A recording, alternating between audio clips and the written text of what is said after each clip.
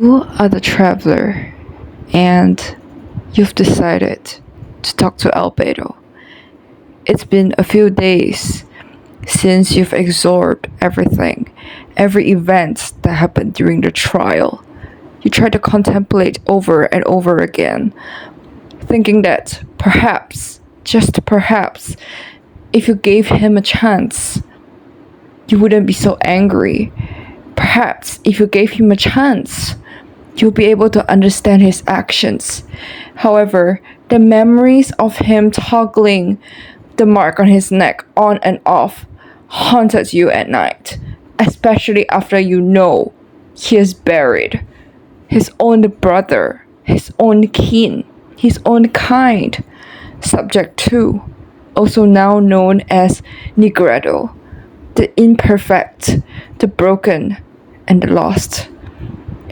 You've thought that if you were to confront Albedo right now, it might ruin everything that both of you has come done so far. The times when you built the snowman together, the times when you drew Paimon together and she screamed over the terrible drawing, all that seems to be memories fading away.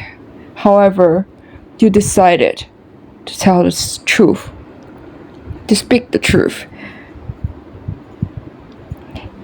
"Good morning, traveler," Paimon said to you as she walked up to you.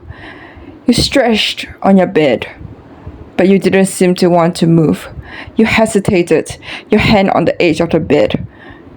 "Go away, Paimon," you said with a stern voice. Paimon was shocked. She gasped and placed her hand on her lips. "What's wrong with you, traveler? It doesn't seem like you today. Is there something wrong?" "I just need a moment," you said angrily as you pushed past her.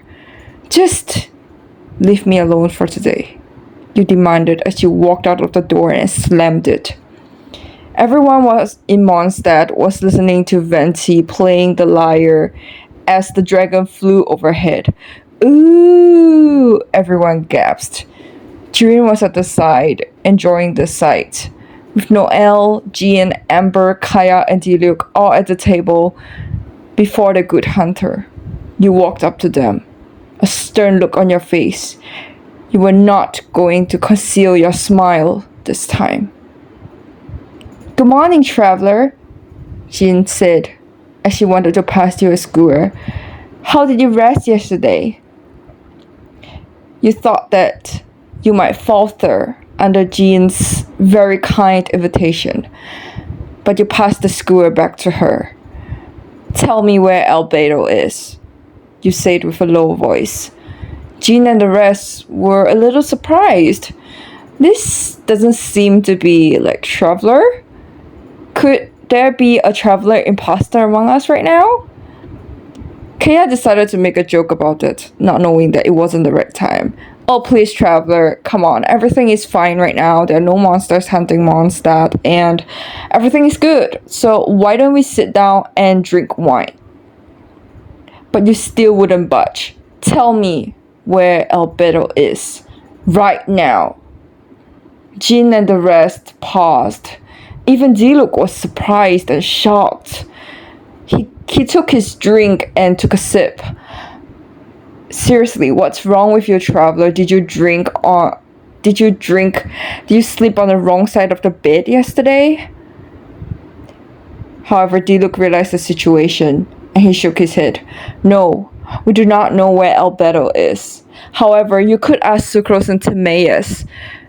I'm sure they would have seen him somewhere." "Thank you. That couldn't be any easier," you said as you walked away. Paimon was floating behind you, shrugging to the rest as they all looked at you with bewildered eyes. You walked up to Sucrose and Timaeus, who were busy looking at the papers, the remarks that Albedo has given to them. They said hello to you. "Good morning, traveler," Sucrose said with a kind voice.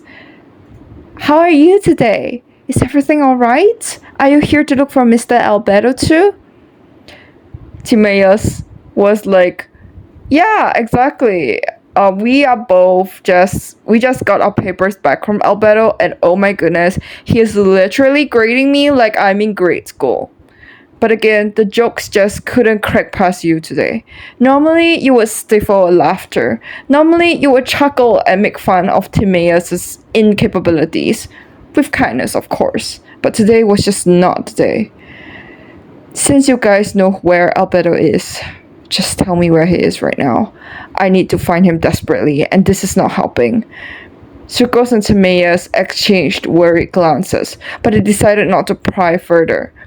Well, the last time I saw Mr. Albedo, he has gone to Dragonspine. I think he's going to do his research again. Alright. I'll head there, you said as you turned your body. Paimon continued to float behind you. No words in her mouth. So now you've gone to Dragonspine. The melancholic nature of the place caused your heart to sink, your heart to waver, your tears to well up in the eyes. If subject to, if Negretto was here, witnessing everything, he would have gone rogue, you thought to yourself. Paimon was still following you. Please just shut up, Paimon, and stop following me, you demanded. Paimon paused in her tracks. I didn't say a word though, Paimon said with a shaky voice, tears in her eyes as well. She was afraid. She wasn't used to you acting so cold. It was almost like you were an entirely different person. Just go away, you shouted. Paimon decided to hide behind an oak tree, and that was when you could finally meet him, Albedo. Using your strength, you climbed up the mountains to go to his lab. Albedo was indeed right there, trying to do his proper research. Thankfully, no other guest was there, because if anyone else was going to be there, you'll probably unsheath your blade that instant. Albedo looked up at you, unaware that there was something on your mind. Good morning, traveler, Albedo said for the first time warmly, a smile on his face. I'm so glad to see you here. You carry the aura of the stars, and I'm sure we will have many opportunities to be alone in the future. Normally, this line of Albedo causes your heart to race, causes your heart to beat, and butterflies to be in your stomach. But today wasn't the day. You took the brushes away from Albedo, your eyes merciless. Tell me, Albedo, why did you do it? How could you do it? How could you not sense remorse? Why did you not tell me? Whoa, slow down there. Albedo was shocked. He was taken aback. He didn't expect the questions that was held before him. Please slow down, traveler. Please tell me what's on your mind. I'll explain everything. You know what I'm talking about, you said, your voice unfaltering. You know what I'm referring to. That day, after you killed him, you literally made fun of him. You said that he wasn't a person. And yet, the moment after he had his last breath taken away from him, you played with the mark on your neck as if it was nothing. Initially, I just thought that it was a test. I thought you valued our friendship. When Amber, the rest, expressed concern for you because of how scared they were, you said that they were none the wiser. You made fun of Amber, and you even supported Paimon doing this to you. Tell me, Albedo, how can I know that you're not fake? How can I be sure that you're not the imposter? And you know, the way you just passed your trial, extract Durin, turn him to a human, only to not treat them as your kin? Then what's the point of all this, Albedo? The truth of this world, it was something that you so desperately sought. You would do anything to reach there. Work with Xingqiu, go to the Inazuma events, draw for people, draw for strangers. You're no longer the Albedo I know. It's almost I've lost you. And you know what, Albedo? You gripped the collar of the blue shirt that he wore underneath, your gaze meeting his gentle turquoise eyes that have seemed to lose its warmth. You just hope that none of this would be true. After taking a deep breath, you continued, your tone serious and your voice unforgiving, hoping it will reach the depths of his soul, make him realize what he has done. If you really think that you defended Mondstadt just because you went on trial pretending to be a murderer, I'm sorry to say this, but you were not there when Dvalin took the city by storm.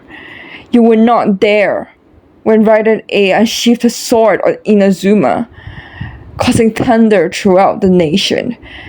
You were not there when Sumeru was trapped in a dream loop, and you certainly weren't as hell there when Fontaine was in his death, and you weren't there when Natlan was facing all the trouble in the ley lines, or when Ligre had death by their side.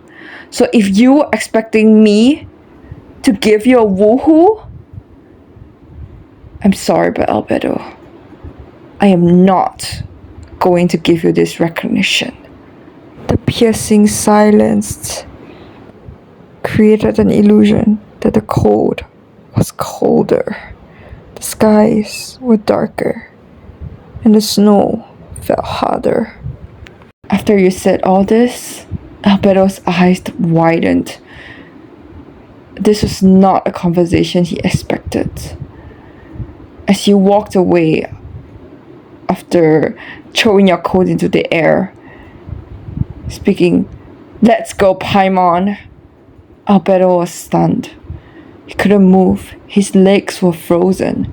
His hands numbled. He felt like he has lost a friend. And that friend wasn't a synthetic being. It was you.